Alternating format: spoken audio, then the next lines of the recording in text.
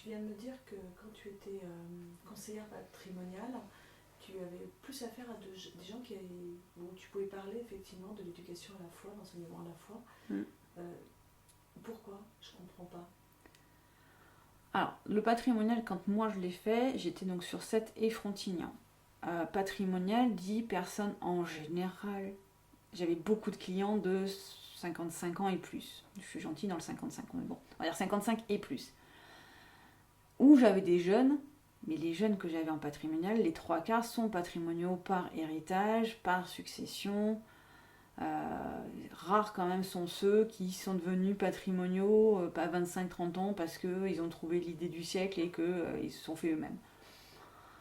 Désolée pour ceux qui verront la vidéo, mais c'est vrai que moi j'ai eu beaucoup quand même de patrimoniaux jeunes par succession, par héritage. Par contre, du coup, j'avais beaucoup de parents, voire de grands-parents. Des gens, donc 55 et plus, mais vraiment beaucoup plus. Et quand on arrive dans cette tranche de population, même du 65 et plus, on est sur des grands-parents. Donc on est un peu sur des vieilles générations. On est sur ces générations où la religion avait une place pour beaucoup, surtout ici, je trouve dans le sud. Il y avait quand même une grosse partie de personnes pour qui il y avait et les grands-parents en fait me parlaient pendant les rendez-vous. Ils me parlaient de leurs enfants, de leurs petits-enfants et les déceptions de dire ah bah voilà bah vous voyez ma petite fille est née mais bon voilà elle sera pas baptisée hein bah tout se perd, tout fout le camp. Bon bah pour moi c'était du pain béni parce que forcément bah, ils ouvraient une porte, on pouvait avoir cette discussion. Et du coup je voyais dans leur regard aussi de dire oh quelqu'un de jeune qui reprend un peu la relève, quelqu'un de jeune qui croit encore en quelque chose. Et j'avais beaucoup de gens quand même qui aimaient avoir ce genre de discussion, pratiquants ou pas pratiquants, mais en tout cas qui avaient une éducation catholique, ou pas d'ailleurs, mais une éducation, on va dire, religieuse, quelle qu'elle soit, et qui aimaient pouvoir avoir ces discussions de bah, le monde avait changé, ah mais qu'est-ce que vous faites du coup vous aujourd'hui à une quarantaine d'années, comment vous... C'est chouette de voir des gens qui croient encore en quelque chose, et parce qu'on pense aussi que les gens qui croient ont aussi une philosophie de vie ou des valeurs de vie euh, qui sont entre guillemets, qui sont sympas. Enfin, en tout cas, voilà, le partage, le pardon, les choses diverses. Mais ça donne tout de suite une connotation à la personne, comme si cette personne était une personne bien, parce que du coup, elle est dans la religion. Après, ça m'a aussi arrivé d'avoir des discussions un peu plus houleuses, forcément, sur la religion, parce que bah, forcément, ils profitent aussi de tous les scandales qu'il y a pu y avoir pour pousser dans les retranchements. Mais c'est pas ce que nous on vit au quotidien dans une petite paroisse, donc c'est différent. Mais comment tu justifies ça par rapport à tes horaires de travail, etc., par rapport à ce travail que tu pouvais donner supplémentaire à ces couples?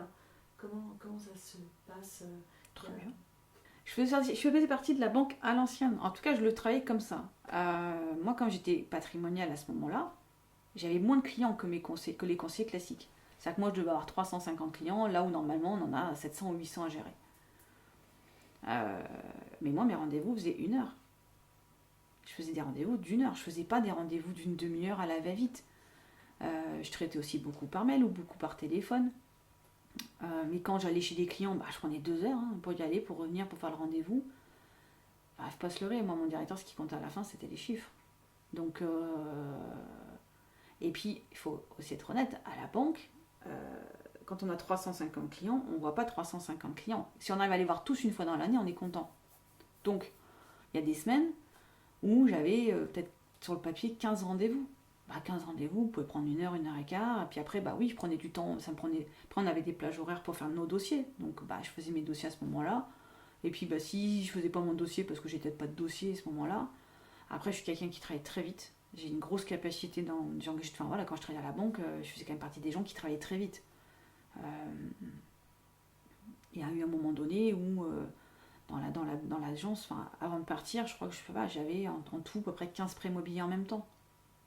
Chose qui, enfin, j'étais une des rares qui avait 15 prêts immobiliers en même temps. Mais mon bureau, c'était Beyrouth, il fallait pas venir. Enfin, tout ce que les banquiers n'aiment pas, le clean desk, je l'avais pas. Et moi, j'avais mes piles avec. Je m'étais créé des piles sur chaque pile, il y avait des papiers en cours, il manque ça, j'en suis là, il fait ça. Par contre, il y avait toujours un papier sur chaque dossier. Si j'étais pas là, mes collègues vous arrivaient, ils savaient exactement le dossier où est-ce qu'il en était.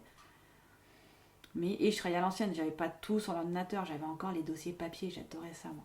J'adorais les papiers, les machins. Mais voilà, mais je prenais le temps. Enfin, j'avais le temps, faut pas se leurrer. C'est faux quand on dit qu'on n'a pas le temps. J'ai dit mes collègues, je faisais d'autres choses. Hein. Je faisais pas que mon boulot, largement pas. Hein. Je passais mon temps aussi à aider une collègue qui venait de se mettre enfin, qui avait son poste.